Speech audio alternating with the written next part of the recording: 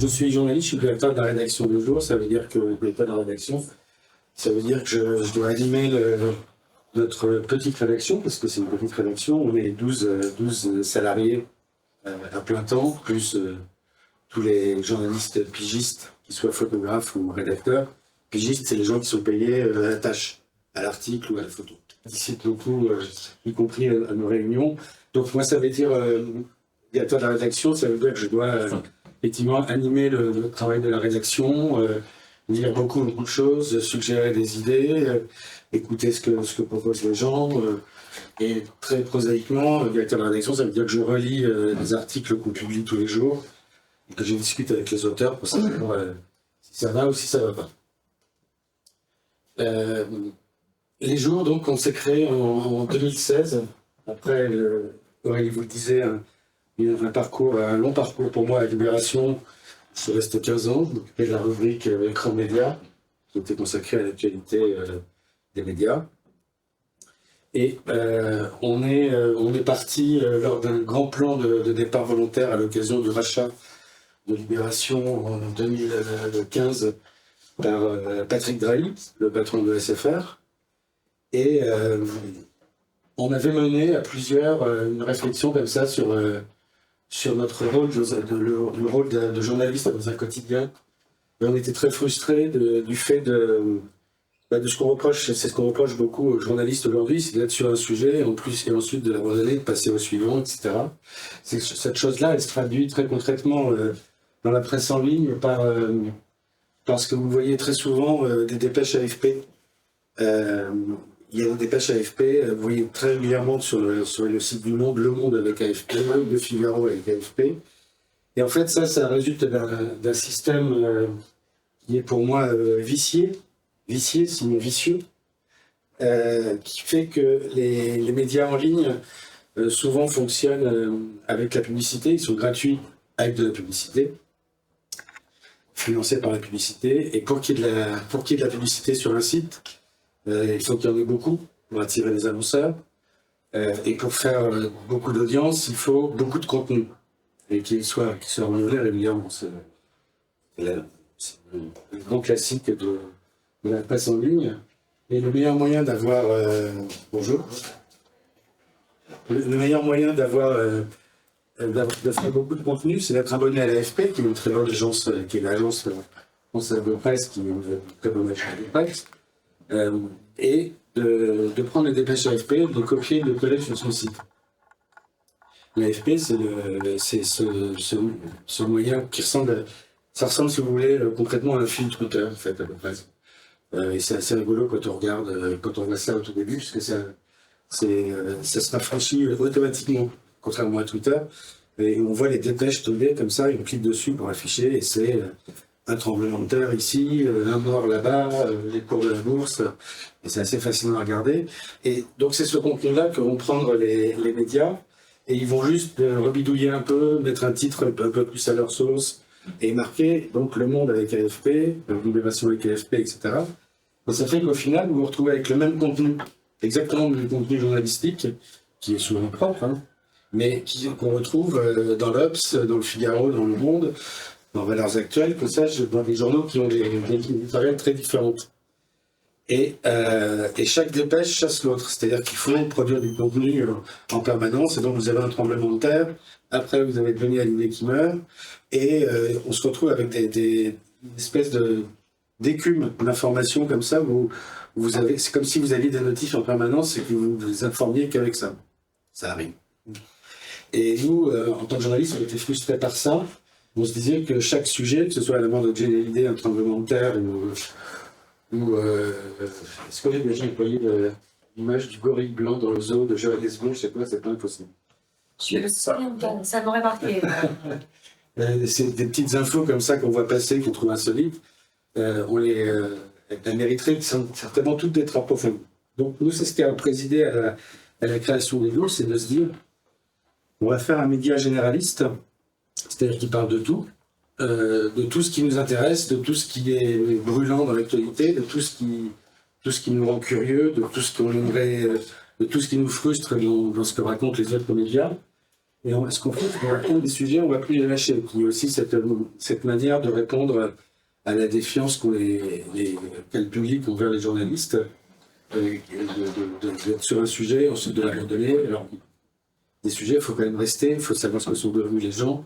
Donc c'est comme ça qu'on a créé les jours, avec ce système qu'on appelle des obsessions. Des obsessions parce qu'on est des journalistes obsédés, ça montre qu'on ne veut pas lâcher un sujet. C'est ainsi que moi, par exemple, je travaille sur Vincent Bolloré depuis 2015 et qu'on en est, je crois, à 190 articles.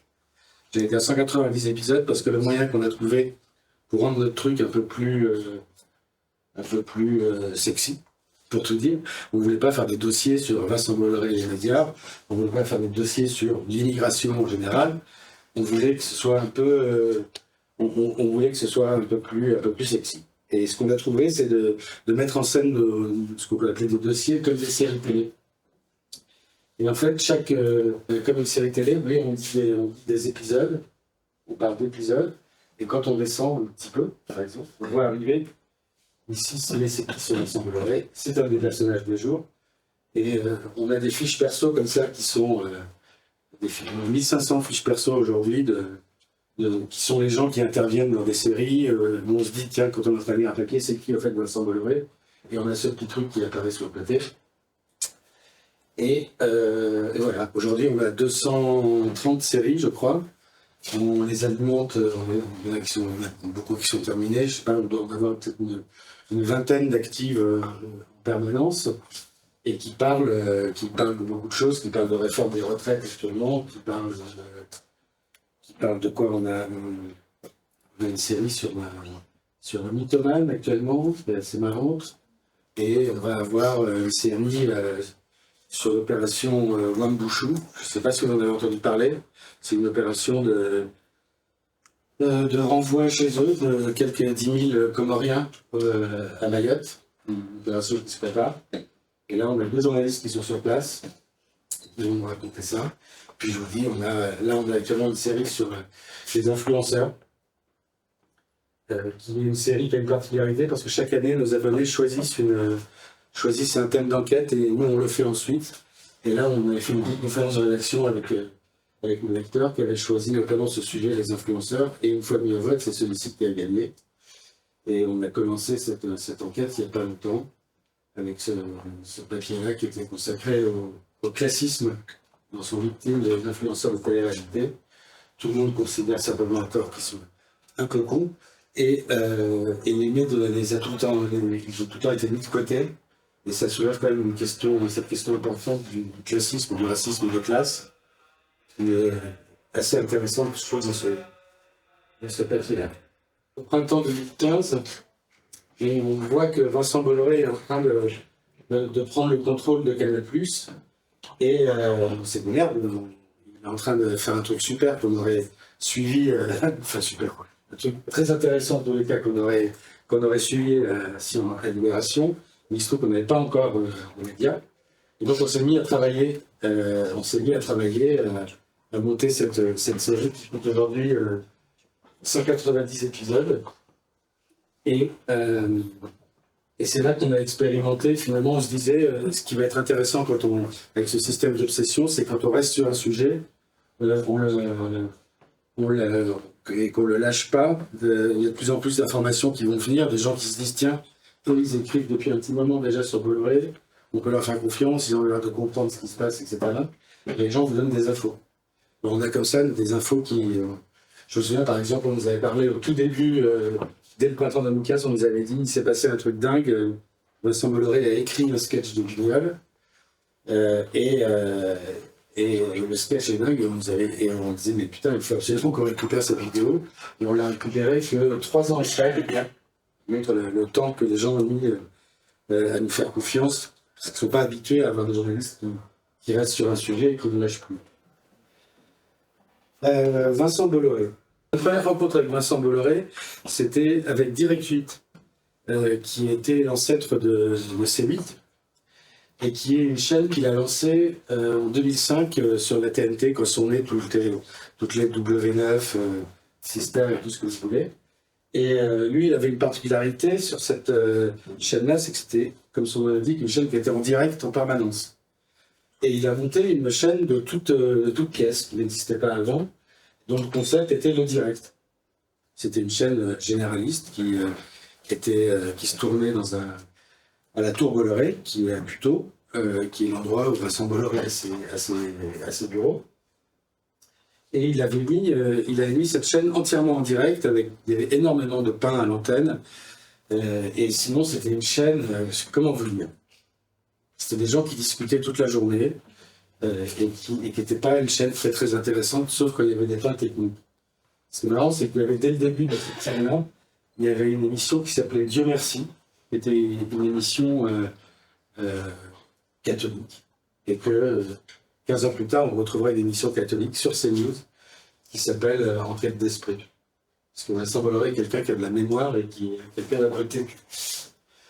Mais bon, Vincent Bolloré était consacré, tout le monde se moquait un peu de lui avec cette chaîne qui était un petit peu ridicule, qui s'est mise, il y avait Jean-Marc Morandini aussi déjà depuis très longtemps sur cette chaîne-là, et il se trouve que Vincent Bolloré décide en 2011, je crois, de revendre C8.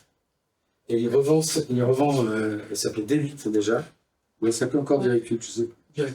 Mais il la revend en action Universal, Vivendi, qui est la maison mère de Canal+.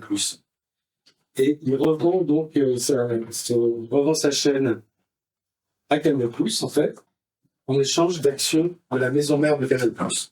Et il se met comme ça à racheter petit à petit des actions de Vivendi jusqu'à se retrouver le patron de Vivendi. Et c'est toujours ce que fait Vincent Bolloré. Il avait essayé avec TF1 déjà dans les années 90, je crois. Il a acheté comme ça des actions en douce et d'un seul coup, il a acheté beaucoup d'actions TF1 en douce. Et d'un seul coup, il s'est dit bon, maintenant j'ai suffisamment d'actions pour être revenu au conseil d'administration, c'est moi qui vais faire la loi, etc. Ça n'avait pas marché. Ça avait coûté assez cher à TF1, qui avait dû racheter elle-même ses propres actions pour pouvoir virer Bolloré. Et ça a marché avec Vivendi. Il s'est retrouvé premier actionnaire de Vivendi. Donc on démarre cette série en racontant comment d'un seul coup Vincent Bolloré dit ça suffit, maintenant c'est moi le patron. Je suis le premier actionnaire de Vivendi. Il s'installe dans le bureau. Il fait ça de manière tout à fait légale. Hein. C'est pas un putsch qu'il est en train de faire. Et il arrive à Canal+ en disant moi je suis là pour investir dans cette chaîne, moi je sais comment on fait de la télévision. Alors tout le monde rigole un peu en se disant ouais, on s'en souvient. Et finalement il se met à s'attaquer très vite au numéro 2 de Canal+, là c'est ce qu'on raconte dans cet épisode-là, qui est un gars qui est plutôt assez intelligent, qui est plutôt populaire dans la boîte, c'est aujourd'hui le patron de TF1, d'ailleurs Rodolphe Belmer. Et il va venir, mais manu militariste. Le gars, du jour au lendemain, est viré, il lui met une faute grave sur le dos, il lui enlève les parapheurs, qui sont des trucs où on prend des décisions et on signe ces choses-là, on signe les contrats, etc. Et ensuite, il vire Appliquant, qui était le patron directeur des programmes des chaînes gratuites. Et il y a même une scène où le 3 septembre 2015, où il réunit l'ensemble des hauts cadres de Canal+, il y a 100 personnes, et il vient avec une trentaine de personnes, et il vire, séance tenante, un tiers des gens qui sont face à lui, comme si j'en virais un tiers là d'un coup, en leur disant je ne vous connais pas, j'ai rien contre vous, mais nous on est... c'est une nouvelle boîte qui dirige, et maintenant on va faire comme je dis. Sauf que Vincent Bolloré ne sait pas ce que c'est... Lui, il était habitué à faire du business de containers, des grands containers sur les bateaux, etc. Et la culture, la télévision, les médias, ça ne marche pas de la même façon. Vincent Bolloré, il a un dogme, c'est ce qu'il appelle l'intégration verticale. Et il le fait ce jour-là, ce 3 septembre 2015, devant le cadre de Canal+. À l'époque, Vivendi détient aussi Universal, d'où l'erreur de tout à l'heure quand j'ai dit Universal, la maison de disque Universal. Et devant le tous les cas, on leur balance un clip avec tout un tas d'artistes qu'il y a chez Universal. Je sais plus qui y a maintenant, enfin il y a vraiment beaucoup de très grosses maisons de disques Universal. Et il leur dit, voilà, vous avez l'or dans les mains, et bon, vous ne vous en servez pas. Pour lui, en fait, il faut qu'un artiste Universal soit invité dans une émission de Canal+. Il faut qu'un artiste auquel on croit lui fasse faire un disque, qu'on lui fasse faire ensuite une comédie musicale qui sera produite par Canal+, qui va se produire ensuite à l'Olympia, une salle de spectacle détenue par Bolloré. Et cette salle, et ensuite, il part en tournée dans ce qui s'appelle les Canal Olympia, qui sont des salles de spectacle qu'il a fondées en Afrique. Je sais plus, je crois qu'il en est à 8, quelque chose comme ça. Le premier a été à Conakry en Guinée, avec l'idée de faire marcher toutes ces possessions ensemble. Et c'est quelque chose qu'il va réussir très très moyennement à faire. Et Vincent Bolloré, petit à petit, prend ses marques à Canal+. Par exemple, il va voir les gens des Guignols, il leur dit il faut que vous soyez internationaux. Ça ne suffit pas d'être juste en France, il faut que vous existiez dans le monde entier, il faut qu'on vende les Guignols dans le monde entier. Puis de toute façon, l'humour, c'est toujours pareil, c'est comme dans les fables de La Fontaine. Pour lui, l'humour, c'est-à-dire que Vincent Bolloré a même un avis sur l'humour. Il a un avis sur tout, en permanence. Et qu'on moque comme ça les grands travers de l'âme humaine, mais qu'on ne moque pas les gens directement. Il n'aime pas trop qu'on se moque de ses amis à lui. C'est arrivé au tout début de son règne au Canal+. Canal+ faisait à cette époque-là de l'investigation, des documentaires d'investigation. Et il y en avait un qui était consacré au Crédit Mutuel. Et le patron du Crédit Mutuel, qui s'appelait Michel Lucas, a appelé Vincent Bolloré en disant écoute, c'est quand même chiant, il y a des journalistes qui sont en train de faire une enquête sur moi. Et Vincent Bolloré dit comment ça, une enquête? C'est exactement ça. Et Vincent Bolloré, c'est son premier acte à Canal+. Il censure ce documentaire qui sera jamais diffusé sur Canal+, ou qui sera diffusé finalement sur France 3. Et à chaque fois, c'est quand ça gratte soit son business, soit des amis de son business que tout se passe mal. C'est le cas avec le zapping. Le zapping, il l'a supprimé. Les Guignols, il l'a supprimé. L'investigation, il l'a supprimé. Il restait encore pas mal de choses à supprimer. Voilà qu'arrive fin 2016 et iTélé. iTélé, c'est l'ancien nom de CNews. Il ne s'était pas trop attaqué à l'info pour l'instant. Cette chaîne, il est allé voir iTélé, il leur avait dit votre problème, c'est qu'on n'investit pas assez dans cette chaîne, il faut investir plus. Les gens étaient assez contents d'entendre ça. Et le seul investissement que nous allons, après nous entendre parler des journalistes à l'automne 2016, c'est l'arrivée de Jean-Marc Morandini. Jean-Marc Morandini, il avait déjà des sales affaires aux fesses, parce que ces affaires concernent souvent ses fesses. Il a été condamné il n'y a pas longtemps pour agression sur mineur. Et il y a encore d'autres affaires qui collent aux fesses. Et Vincent Bolloré dit bon, Jean-Marc Morandini va arriver sur iTélé.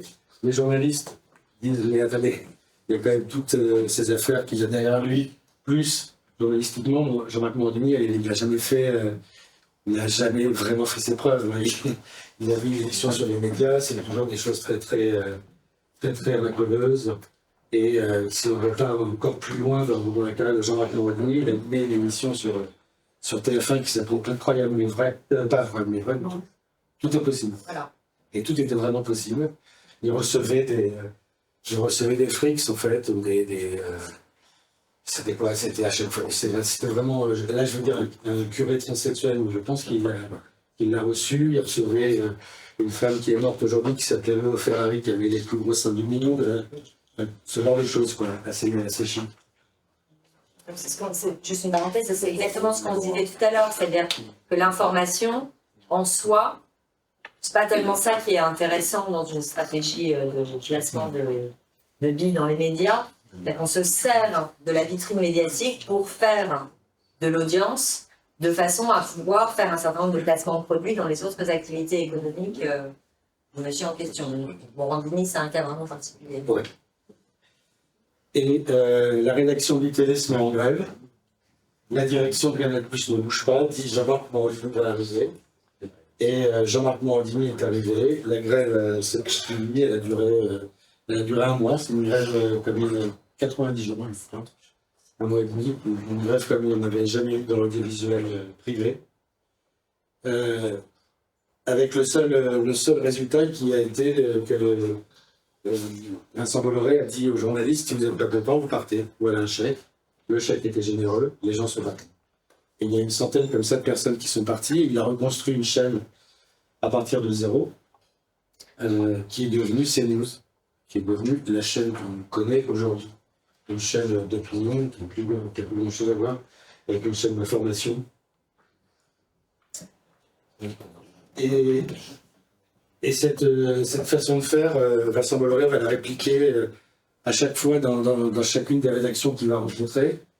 Il a eu un problème avec la rédaction du service des sports de Canal+. Un humoriste qui s'appelle Sébastien Toen, vous le connaissez peut-être, avait fait un sketch sur CNews. Il a fait un sketch pour je ne sais plus quelle plateforme de Paris pour laquelle il travaillait. Et il avait fait un sketch qui parodiait CNews. C'était un sketch assez marrant sur CNews. Et Vincent Bolloré a décidé de virer Sébastien Toen en personne. C'est ce qui a été dit à Sébastien Toen quand il a été viré.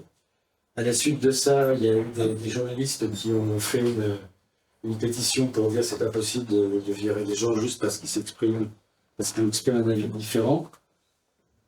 Stéphane Guy, commentateur de foot de Canal+ de l'époque, a fait un petit message à l'antenne pour dire salut à l'ami Sébastien Toen, viré.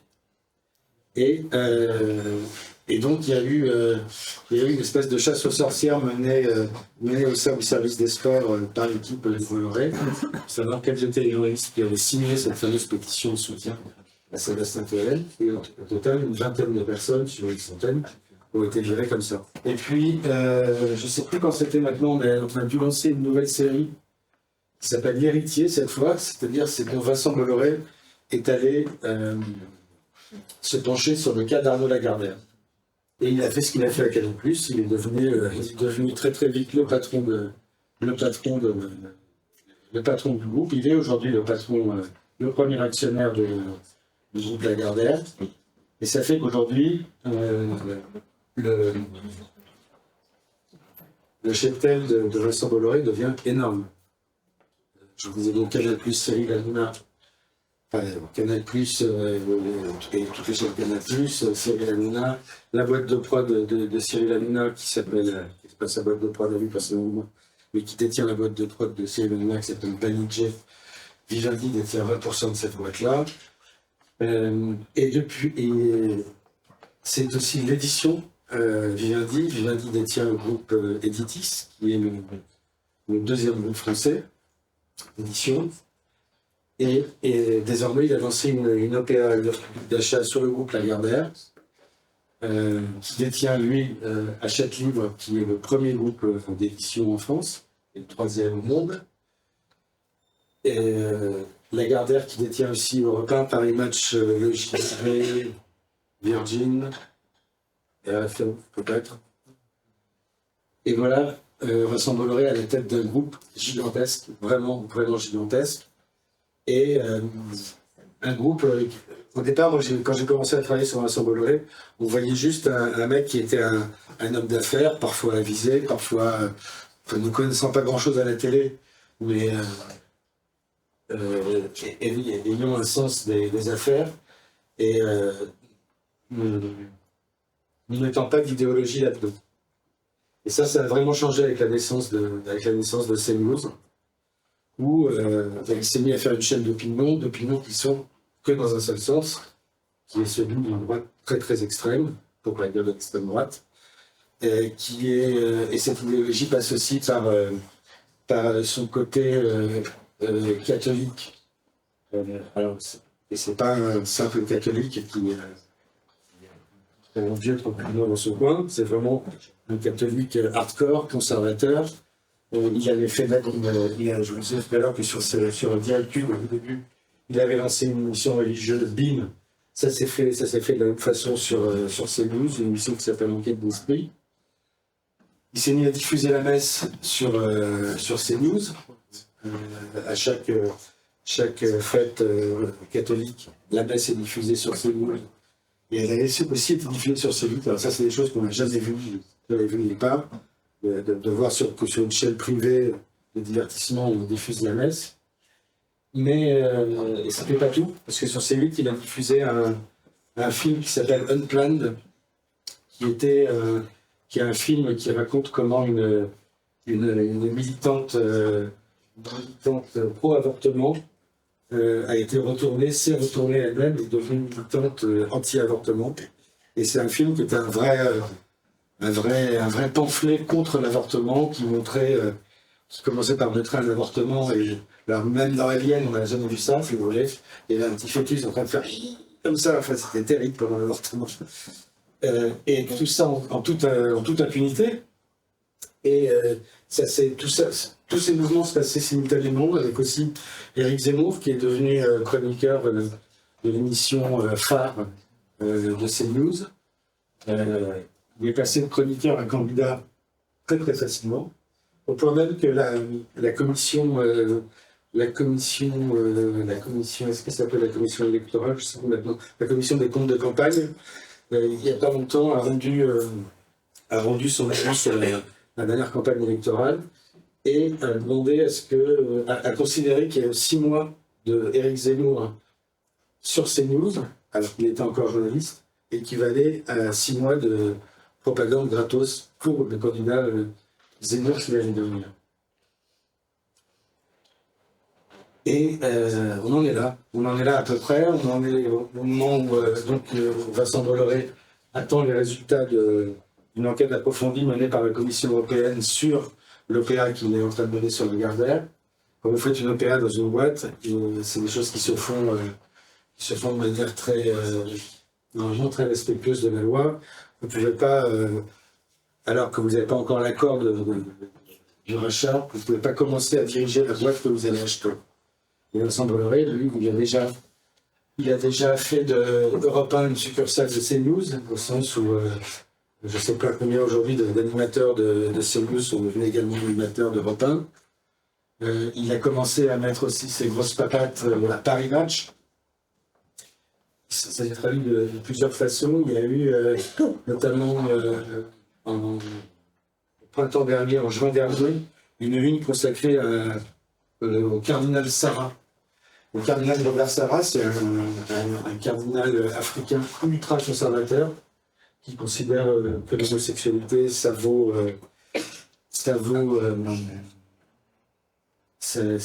équivalent à l'État islamique. C'est le rapport qu'il avait fait, l'homosexualité à l'État islamique, et qui est surtout un gars qui n'est pas très représentatif de l'Église catholique. Je ne suis pas le grand spécialiste de l'Église catholique, mais en tout cas, pour les renseignements qu'on a pris, c'était quelqu'un de très marginal, qui s'est retrouvé à la une de Paris Match, sans qu'on l'interroge jamais dans l'article de Paris Match sur son côté très réactionnaire. À la suite de ça, les journalistes se sont élevés en interne contre cette une. Et celui qui tenait la plume, qui avait écrit à la direction pour raconter qu'il se désolidarisait, que c'était pas du tout l'ADN de Paris Match, c'était une blague, il s'appelle Bruno Joly. Il a été viré. Il a été remplacé par Laurence Ferrari, qui est sur CNews, qui est sur Europe 1, qui est désormais sur Paris Match. Et on retrouve le même mouvement dont je vous parlais tout à l'heure avec Morandini, à savoir des attaques sur la déontologie des journalistes. Là, il y a eu plusieurs motions de défiance qui ont été votées par la rédaction. La rédaction s'est alarmée de la façon dont Paris Match était en train de tourner, la façon dont on parle de faits divers comme celui de cette jeune femme-là qui a été tuée l'automne dernier. C'était super rigolant la façon dont Paris Match en a parlé. Et il y a beaucoup d'exemples comme ça.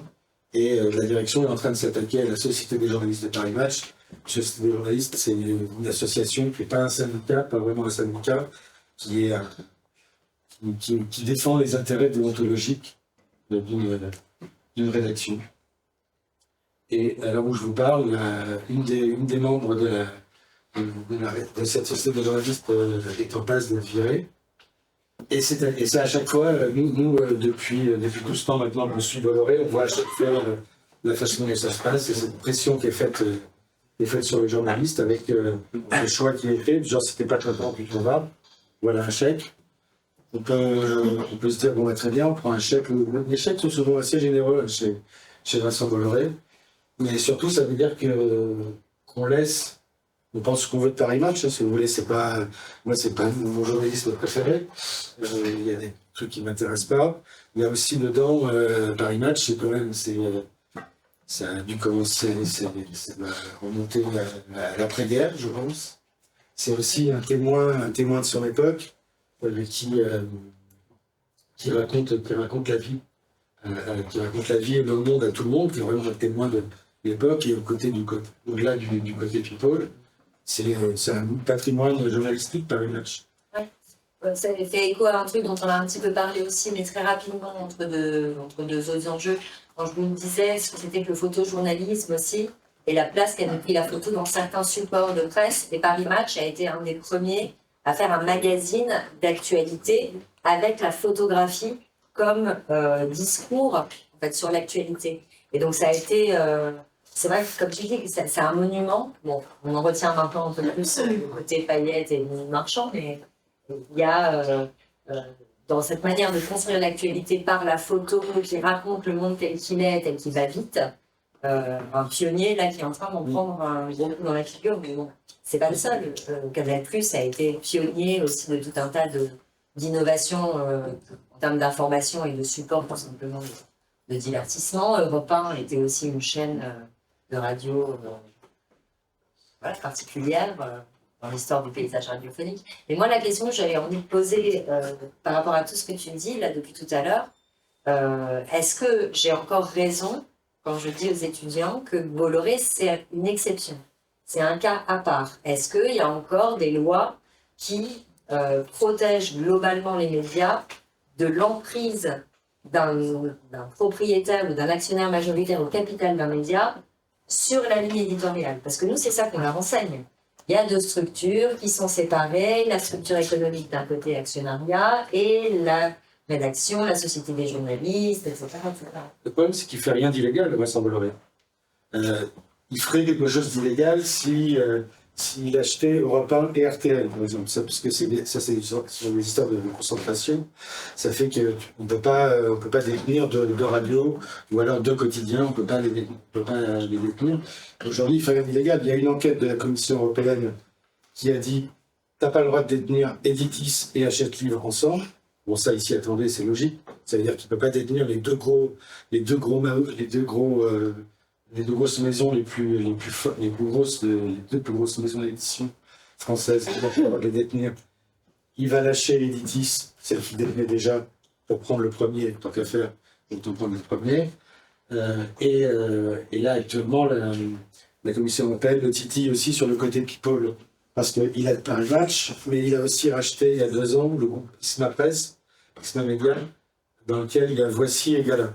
Et la Commission européenne considérait qu'en détenant Paris Match, Voici et Gala, il exercerait un monopole sur la presse people. C'est-à-dire que monopole, ça veut dire en gros que s'il y a une image people qui doit sortir dans la presse, il serait tellement puissant que ce sera chez lui et que les autres n'auront plus aucune chance de dire leurs mots. Et ce que vient de décider Vincent Bolloré, c'est de vendre Gala. Regardez Voici, qui est un journal, qui est un magazine très important, qui pèse, de Paris Match, qui pèse encore. Mais c'est un peu une exception, effectivement, Vincent Bolloré, au sens où on ne voit pas ce genre de... On voit rarement ce genre de comportement chez les autres milliardaires dont on vous parle certainement régulièrement, qui détiennent la presse. Jean Vianney qui détient Le Monde, Télérama, l'Obs, et qui a 4% des jours. Outre que chez nous, il a 4%, mais il n'a pas son mot à dire. Il y a très rarement l'histoire du groupe Le Monde sur des ingérences de Xavier Niel dans la rédaction. Là où j'ai l'impression que c'est le cas aussi chez Bouygues, qui détient TF1, mais pendant un temps, quand Francis Bouygues était le patron de TF1, et qu'il y avait un sujet au journal au JT de 20h de TF1 sur le bâtiment, le groupe Bouygues, c'est un groupe de BTP, le bâtiment de travaux publics. À chaque fois qu'il y avait un sujet au 20h de TF1 sur le bâtiment, on peut se dire qu'il y avait aujourd'hui, c'est un peu moins le cas. Il y a quand même une vraie séparation. Et désormais, c'est normal, mais quand sur TF1 ou sur LCI on parle de Bouygues, on rappelle que c'est le propriétaire de la maison. Donc, il est assez différent, mais en même temps, il y a des choses qui se passent, par exemple, chez Bernard Arnault. Bernard Arnault, l'homme le plus riche du monde, le français, félicitons-nous, patron de LVMH surtout. Et c'est pas avec les médias qui gagnent de l'argent, mais il détient quand même Le Parisien, Radio Classique, Les Échos et quelques autres médias comme ça. Et il n'y a pas longtemps, il a viré le directeur de la rédaction des Échos, Nicolas Barré, portez bien ce nom, qui a été viré suite à un article sur le livre que Éric Orsena a consacré à Vincent Bolloré, qui s'appelle L'Ogre. Et il y a eu un article dans les Échos sur ce livre en disant que ce livre était très bien. Chez Bernard Arnault, on n'a pas du tout apprécié qu'on loue ainsi le livre montrant Vincent Bolloré. Et il y a un cas parisien, il y a également un souci sur un journaliste qui était en train d'enquêter sur une histoire qui l'a amené à Vincent Bolloré, et son histoire a été bloquée.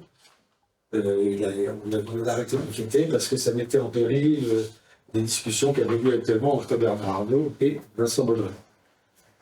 Donc c'est pour ça que l'exception de Bolloré commence parfois à faire un peu tâche. Et on voit quand même des patrons des grands patrons qui de plus en plus aimeraient bien que leurs médias correspondent un peu plus à leur business. Est-ce que vous avez eu beaucoup de problèmes avec le service juridique de Guy Bolloré Eh bien, pas un seul. Pas récemment ? Pas un seul. Ce qui est effectivement très rare, parce que Vincent Bolloré pratique ce qu'on appelle, peut-être je vais parler de la procédure Bayon. La procédure Bayon, c'est quand vous attaquez, quand vous avez les moyens de payer des avocats et de les payer longtemps, vous attaquez en permanence ceux qui écrivent, ceux qui enquêtent sur vous. Vincent Bolloré a beaucoup attaqué, notamment sur ses activités africaines, et il a attaqué vraiment tous azimuts. Il a attaqué au départ un média indépendant qui s'appelle Basta, je crois, si je ne me trompe pas. Et il a attaqué un plombier qui, sur son blog, avait fait un lien sur le papier de Basta. Et autant vous dire que quand vous êtes un petit média indépendant, le peu d'argent que vous avez, vous ne mettez pas dans le service juridique et dans les avocats, ça fait que très vite, sous l'accumulation des procès, on peut très vite fermer la porte. Parce que quand Vincent Bolloré vous attaque, il faut que vous travailliez en face, que vous fassiez votre offre de preuves, ça s'appelle. Et nous, par exemple, énormément des gens qui témoignent dans nos papiers témoignent en off, c'est-à-dire sans qu'on mette leur nom. Mais à chaque fois qu'on parle à quelqu'un en off, on lui dit, est-ce que si demain Vincent Bolloré vous attaque, est-ce que vous serez d'accord pour venir témoigner à visage découvert? Et on s'assure que oui, parce que on prépare au cas où. Il ne s'est jamais attaqué à nous. Moi, je sais que j'ai une fois posé la question à son avocat, et il m'a dit texto, c'est que vous n'écrivez pas de conneries sur la France. Et il disait que sur l'Afrique, les gens écrivaient des conneries. Et donc nous, non, on ne nous a jamais attaqué. On a aussi très très peu écrit sur l'Afrique. On aime bien écrire dans ce qu'il fait en France. Est-ce que vous avez développé une réelle obsession pour Bolloré? Ouais. Et si oui, je crois. Je crois que j'ai développé une réelle obsession. Parce que oui, c'est beaucoup de travail, on passe du temps dessus et on regarde, je dis non parce qu'il y a deux dessus. On regarde Cyril Hanouna quasiment tous les soirs. Donc à force, on doit dire. C'est un peu dangereux pour la santé. Mais au-delà de votre question, il y a deux choses à mon avis.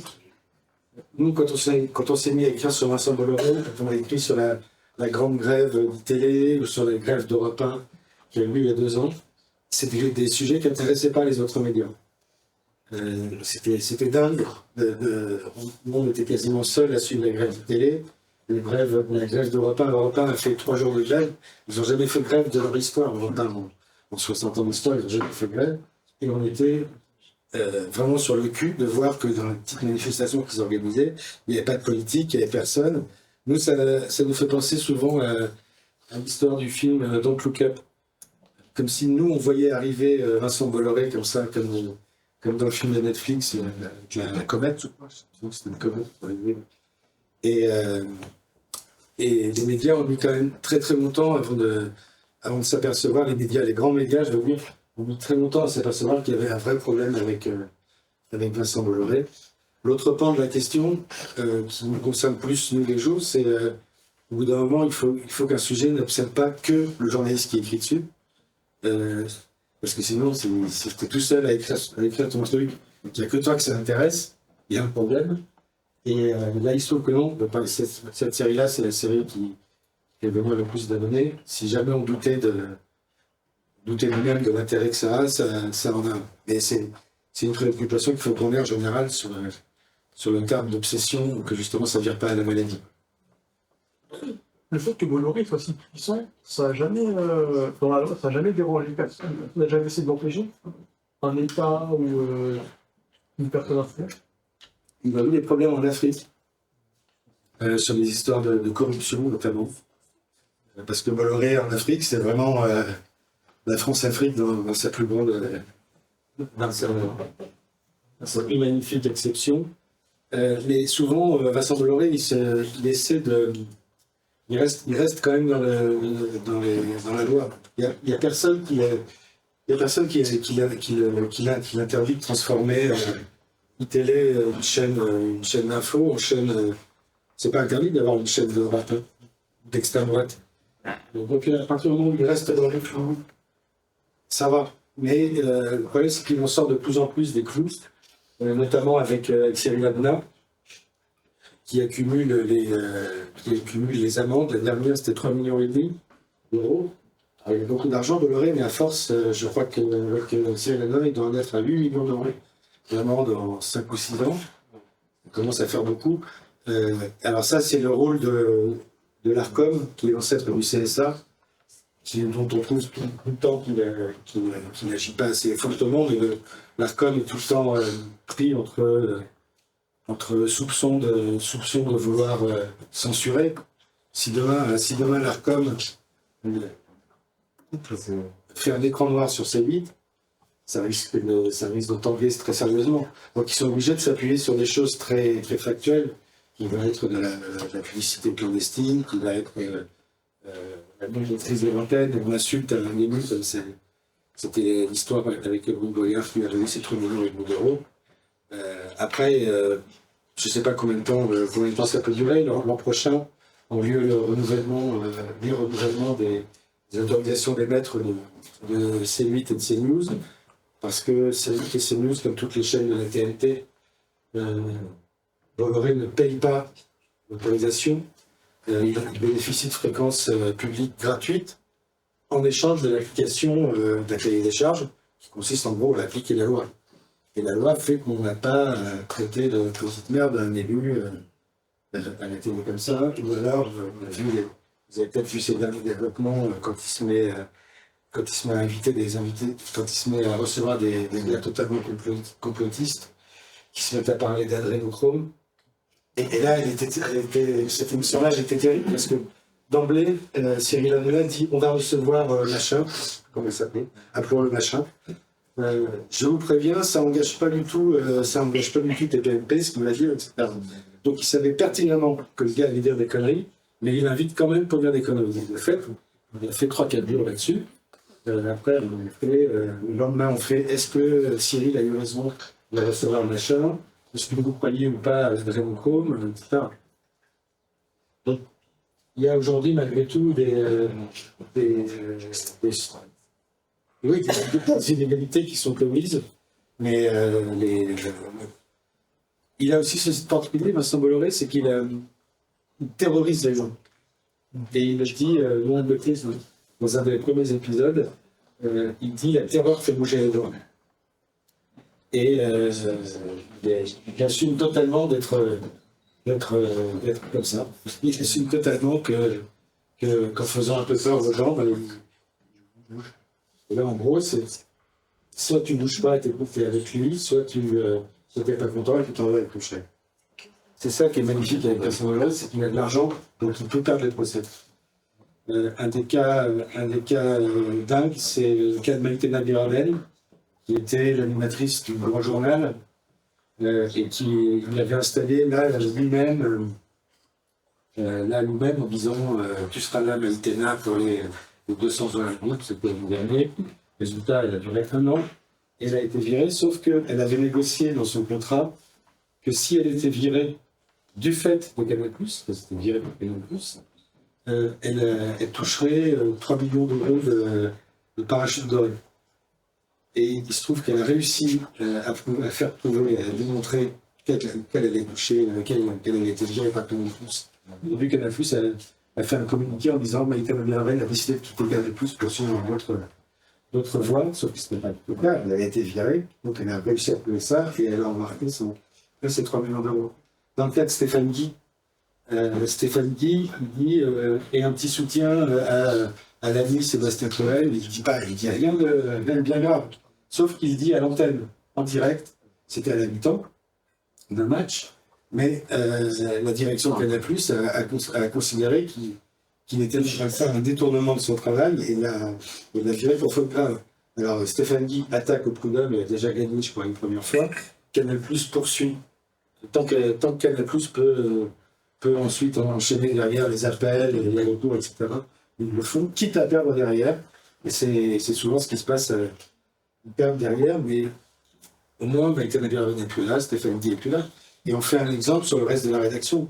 Parce que si on dit, nous on est capable de virer Stéphane Guy, qui était à l'époque commentateur vedette des matchs de foot de Canal, même si certains ne regardaient pas beaucoup, mais si on dit ça au présentateur vedette, qu'est-ce qu'on va dire au tout jeune journaliste qui est en CDD, quoi. La terreur fait bouger les gens. Mais comment tu défends du coup d'un milliardaire comme ça en tant que journaliste? Pour l'instant, Vincent Bolloré, il est comme ça, c'est qu'il fonce. Il a ce côté très particulier qui fait qu'il reste malgré tout une exception, c'est qu'il fonce et il n'en a rien à foutre de rien. Et, alors des fois, il est un peu freiné. Là, actuellement, il est freiné par la Commission européenne, mais j'ai jamais vu quelqu'un d'autre que la Commission européenne freiner Vincent Bolloré. Parce qu'après, c'est des choix internes. Là, actuellement, les gens de Paris Match se battent, ils se disent qu'ils vont perdre, mais ils se disent aussi que qu'en débruitant leur combat, en racontant leur combat, il va y avoir une prise de conscience, peut-être. Mais c'est des combats compliqués, et l'action directe, pas forcément. Mais par exemple, ces actions en Afrique pourraient être attaquées violemment, légalement. Alors ça, il est réalisé là. Il y a eu cette histoire racontée par complément d'enquête sur France 2, où il faisait témoigner un gars qui travaille dans une usine de palme. Et les gars n'ont absolument aucune protection. Alors, non seulement ils n'avaient pas de protection, mais le gars qui témoignait était mineur. Et derrière, ce que fait Vincent Bolloré, c'est qu'il attaque au tribunal local. Ça, c'est pas vrai. Donc, ce gars était majeur, ce gars avait des gants. S'il faut se pointer le lendemain dans la plantation avec tout le matériel qu'il faut, en disant regardez, les gants sont là, etc. Et cet homme-là, il fait croire qu'il était mineur. Il le fera. Mais il a été attaqué. Pour corruption. Pour corruption sur le port de Lomé, je crois. Et il a sur le dos Il a sur le dos une affaire en France désormais liée à l'Afrique, mais une histoire de corruption encore une fois. Il y a quand même des choses qui bougent, mais du côté des médias, c'est plus compliqué. Et du côté de l'édition, qu'est-ce qui est en train de se passer là, avec le rachat potentiel? Enfin, Editis, c'est fait.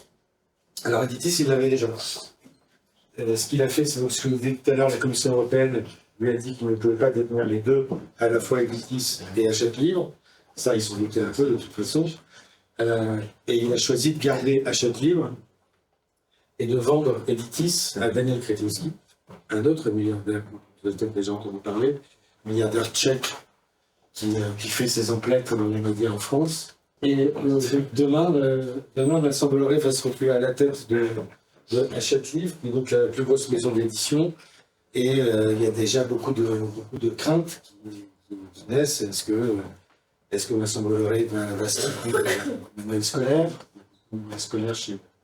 chez Hachette Livre? Est-ce qu'il va s'en prendre à l'édition? Est-ce qu'il va arrêter ou est-ce qu'il va juste ne garder que les gros vendeurs de livres pour virer tous les petits auteurs? Est-ce qu'il va republier le nouveau livre d'Éric Zemmour? Est-ce qu'il va mettre sa guerre idéologique au service de l'édition? On verra. Est-ce qu'il a été mis par l'argent, les gens, faire réduire ses opinions, faire ses limites, qu'est-ce qu'il a gagné, je pense? C'est un combat idéologique. C'est-à-dire qu'il fait progresser ses idées à lui. Éric Zemmour, par exemple, avait dit, quand il a été embauché sur CNews, il a dit qu'il a rencontré Vincent Bolloré. Et il dit, quasiment texto, je me suis aperçu que nous avions le même socle idéologique, quelque chose comme ça. C'est aussi bête que ça, hein, quand on fait une chaîne réac et une chaîne qui n'est que dans la réaction et qui ne penche que de côté, elle est au service de son idéologie. Quand on met la messe sur une chaîne de divertissement comme C8, c'est pas grave de mettre la messe. Mais il y a quand même, c'est pas n'importe quel évêque qui fait ça. Quand sur une chaîne info, on a cette émission qui s'appelle Enquête d'esprit, qui va s'intéresser au diable, d'un seul coup, on a une émission sur le diable. C'est assez délirant, on parle d'une chaîne d'information. On a le droit, encore une fois, de parler de catholiques et de musulmans, de ce qu'on veut, sauf qu'il parle d'une émission qui concerne toutes les religions, qui fait 30 secondes sur les musulmans et les tibétains au début, et après tout le reste c'est catholique, hein, en recevant des curés en tenue et tout. Tout ça c'est au service qui fait progresser sa propre idéologie. C'est là ce qui est étonnant pour nous, qu'il a mentionné au début, c'est que nous on pensait que pour lui l'argent n'avait pas d'odeur, et ici il y a l'odeur de la myrrhe et de l'encens. Sa censure dans sa maison d'édition, elle n'a pas déjà commencé avec le livre de Guillaume Meurice, je crois. Si. Exactement. Vous n'avez pas le droit de... Oui. Une blague, je crois, dans le livre. C'était un livre sur... à chaque fois, c'était un dictionnaire fait avec une linguiste qui donnait la vraie explication. Et à côté, il y a Guillaume Meurice qui mettait une petite blague. Et là, il avait fait une petite blague sur Vincent Bolloré. Bim. Censuré. Ils ont censuré la parution.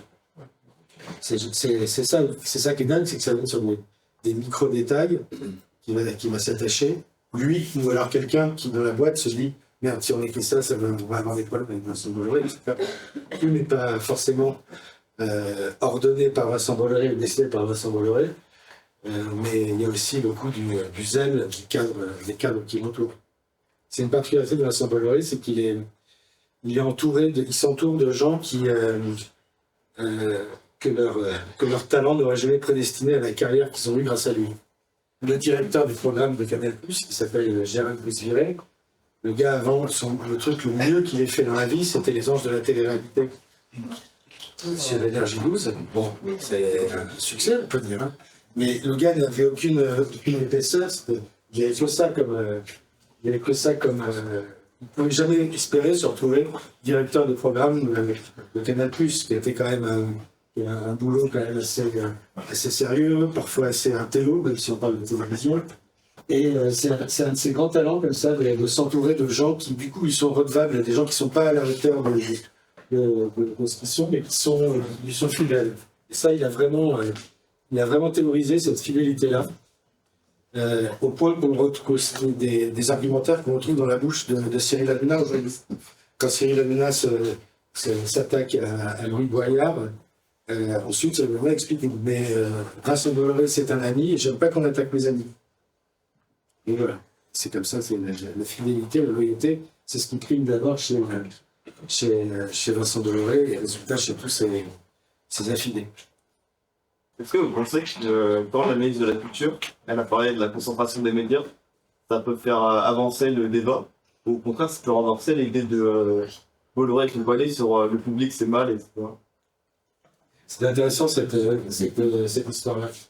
Parce que donc, vous avez donc suivi l'histoire. Elle est interrogée sur le cas Bolloré et rappelle que C8 et CNews ont eu une trentaine, je crois, de sanctions. Elle ne le disait pas, mais c'est 10 fois plus que n'importe quelle autre chaîne. Et elle rappelle que l'an prochain, ce que je disais tout à l'heure, on va réexaminer les conventions et les autorisations d'émettre de ces chaînes-là. Et ça, elle le dit sur France Inter, c'est la matinale la plus écoutée de France, donc on se retrouve un peu, ça monte dans le débat public. Donc c'est là où c'est intéressant. Mais là, c'est encore plus intéressant.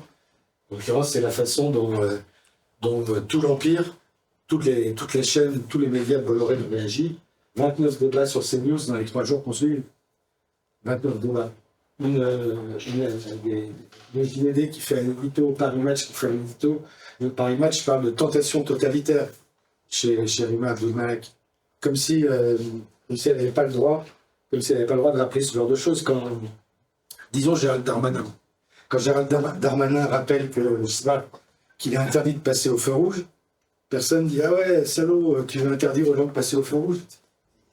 Moi, je trouve que Rima Abdul-Malak faisait ce qui se faisait pas trop chez le ministre de la Culture précédent, c'était de rappeler les infractions, rappeler un cadre. Elle n'a pas dit il faut que l'ARCOM ne renouvelle pas les fréquences. Après, on peut aussi l'entendre un peu comme ça. Mais normalement, l'ARCOM ne doit pas avoir besoin pour lui mettre la pression pour se dire qu'il y a un petit souci avec Vincent Bolloré et Cyril Hanouna.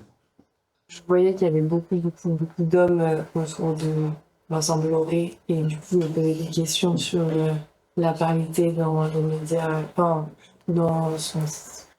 C'est autour de lui. Parce que vous voyez dans la série, il n'y a que des hommes. Blancs de 50 ans. Des hommes blancs de plus de 70 ans. Non, c'est un truc qui marche qu'avec des hommes, je savais ça. Là, il se trouve qu'il y a une femme chez Prisma qui, du coup, a intégré le conseil d'administration de l'Illuminati. Mais regardez, et à chaque fois, on se dit, putain, on ne peut pas nous en mettre une de temps en temps, on a que les hommes. Et il n'est pas soumis à des obligations ou à des réglementations particulières. Non, parce qu'après, je crois que dans le code des entreprises, peut-être qui oblige à un peu plus de parité dans les boîtes dans le conseil d'administration. Dans le conseil d'administration, oui. Mais après, il suffit de mettre des ronds cuirs dans le conseil d'administration. Et voilà. Il y a une façon, Vincent Bolloré, il n'a pas de rôle aujourd'hui chez nous-mêmes. Il n'a aucun rôle, il n'y a plus de bureau, sauf que comme c'est lui qui a l'argent, c'est lui qui décide de tout. Mais c'est une vraie question. Les femmes sont ultra autoritaires. Ou alors ça va être sa fille. Oui. Dirigé pendant le temps, regarder dans les batteries, Et pardon, juste, je voulais savoir, est-ce que l'État voit pas ça comme un potentiel danger pour la stabilité idéologique française, les valeurs qui sont en général pour même la liberté d'expression, etc. Il n'y a pas un consensus autour de cette affaire qui est enfin, autour de cette activité de cet homme et une volonté de le freiner à minimum. C'est le problème. Enfin, c'est le problème de la liberté d'expression. On a le droit à peu près de tout dire en France du moment qu'on est on reste dans les lois. Et quand Éric Zemmour dit sur CNews que les mineurs isolés sont tous des violeurs, tous des assassins, tous des voleurs, il finit par être condamné. Mais derrière, ils font quand même une campagne pour dire ouais, ça va, on ne peut plus rien dire. Alors que tu avais dit des trucs illégaux. Voilà. Et Juste une précision par rapport à ça, parce que c'est aussi quelque chose qui est souvent évoqué quand on dit l'État, entre guillemets, il n'y a pas un ministre de l'information, ça n'existe plus depuis 2014, il n'y a pas un ministre de l'information qui va décocher son téléphone et dire vous arrêtez immédiatement de raconter ce genre de trucs. En revanche, il y a des lois, donc il y a des organismes indépendants de l'État, et puis il y a un pouvoir judiciaire qui est ici indépendant de l'État. Et donc, c'est comme ça que se font normalement les régulations. Donc, l'ARCOM est une autorité indépendante. La loi interdit de diffamer, d'appeler à la haine, à la violence, de discriminer, des insultes de motifs raciales, etc., etc. C'est juste pour dire, il n'y a pas l'État qui appelle. Et donc, c'est une question aussi que je voulais poser.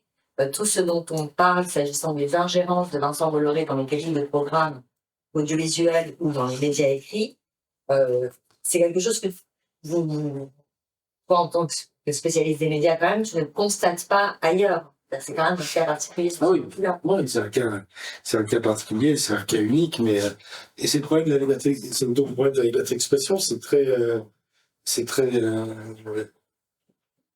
la dynamique. On peut pas dire que parce que Zemmour ne plaît pas, il n'a pas le droit de le dire. Du moment qu'il reste, ne fait pas de choses illégales, qu'il ne fait pas du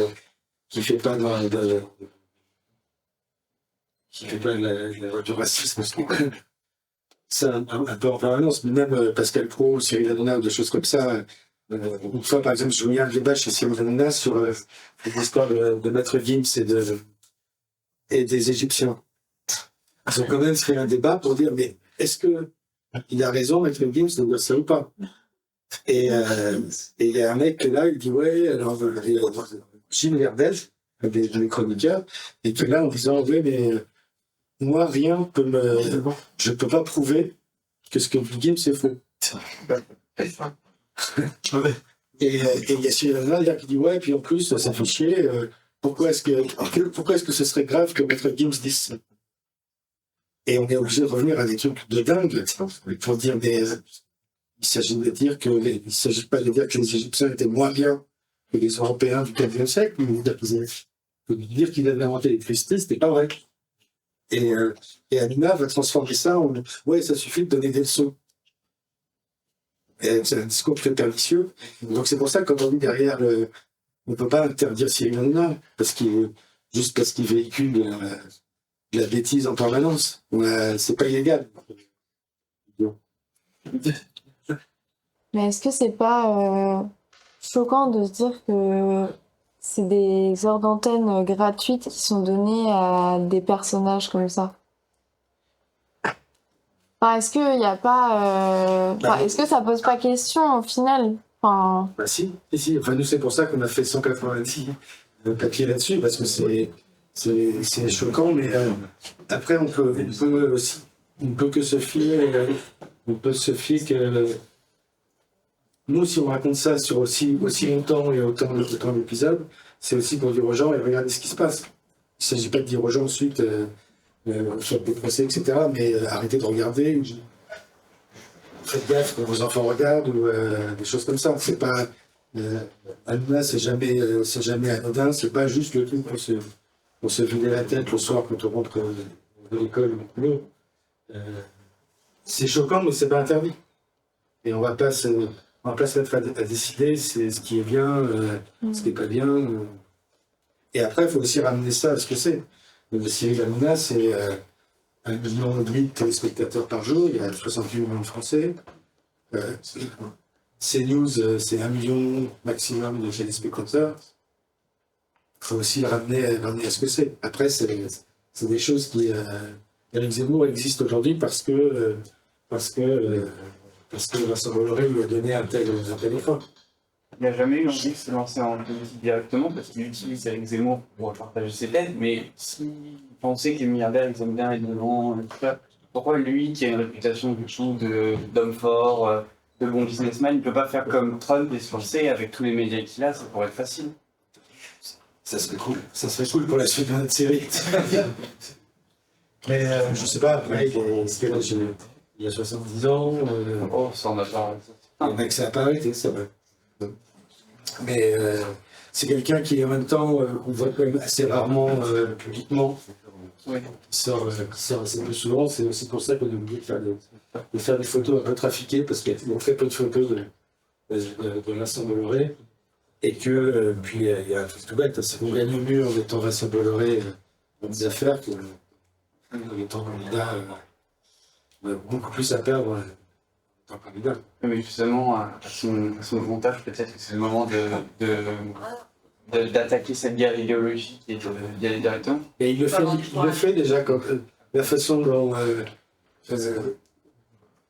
C'est pas lui qui l'a fait tout seul, mais c'est pas Zemmour non plus, mais la façon dont aujourd'hui il y a un débat sur est-ce qu'il ne faudrait pas que les Républicains se rapprochent du Rassemblement national et de Reconquête, et que les jeunes, chacun de ces partis, se parlent quand même très régulièrement, et qui ne vont pas mettre longtemps, à mon avis, à se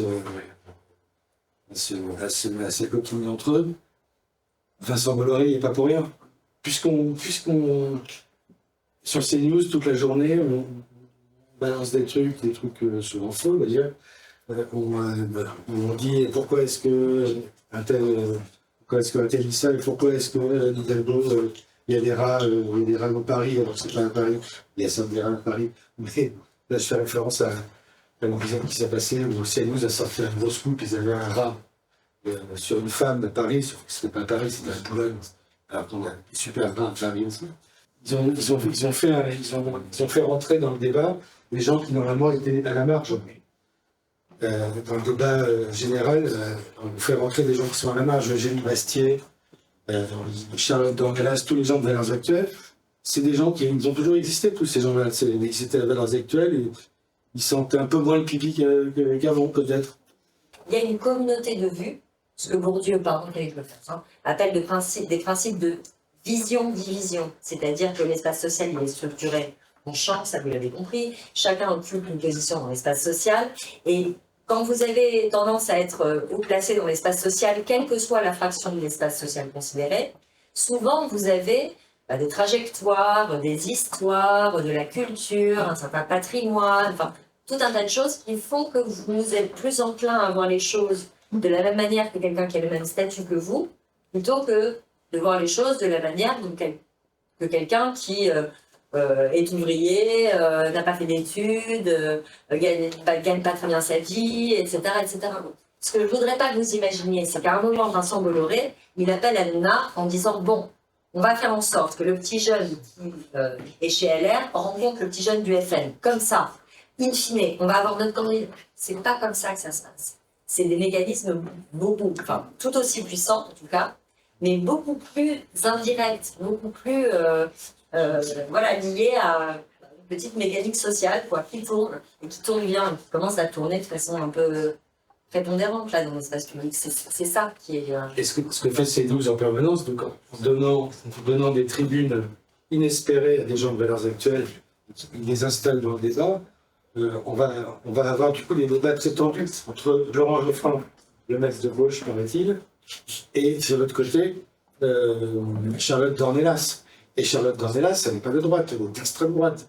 Donc ça crée à chaque fois des débats très tendus, et ça c'est tout bêtement, c'est la bonne vieille vague du buzz.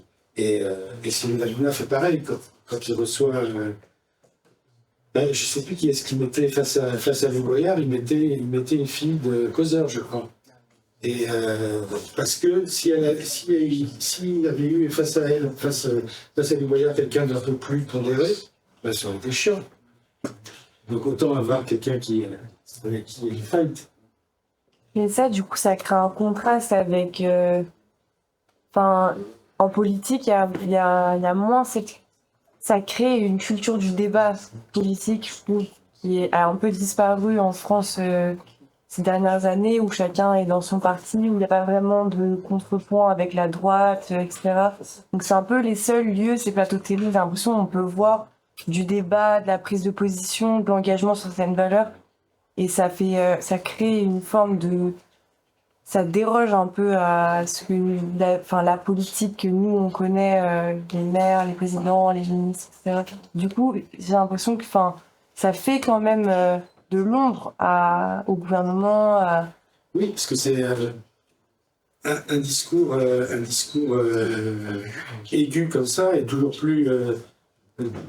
Ça t'attire toujours plus l'œil et l'oreille que quelque chose où la personne va dire oui, donc c'est vrai que faut pas oublier quand même qu'en même temps, s'il y a un mec qui dit c'est les Noirs et les Arabes, c'est plus simple.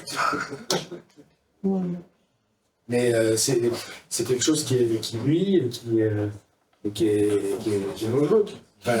Si Hanouna, il l'a fait il l'a fait l'an dernier, il faisait des sondages pour savoir pour qui votaient les gens de son plateau et les gens de son émission, et les gens votaient pour Marine Le Pen. Mais vous vous sentez seul des fois vous avez un sentiment de solitude dans cette dynamique comme Bolloré ou un peu, depuis 2 ans, Bolloré est un peu entré dans le débat public. Il y a beaucoup de médias maintenant qui sont là-dessus. Le fait que Bolloré rentre dans le débat public depuis 3 ans, est-ce que ça lui fait peur d'être dans l'ombre? Est-ce que ça lui fait peur de plus être dans l'ombre? Après, il se montre pas trop. Et les fois où il se montre, il s'était montré. Il était au Sénat pour parler sur une commission sur la participation dans les médias. Et il trouvait que son rôle était très bien, parce lui accumule toutes les critiques. Il disait qu'il avait un rôle de paratonnerre, donc comme ça, toutes les critiques tombent sur lui, et qu'à côté, son fils, parce que c'est son fils qui a hérité d'une vie, pouvait faire des affaires tranquillement. Donc il y a une cuir très très épais.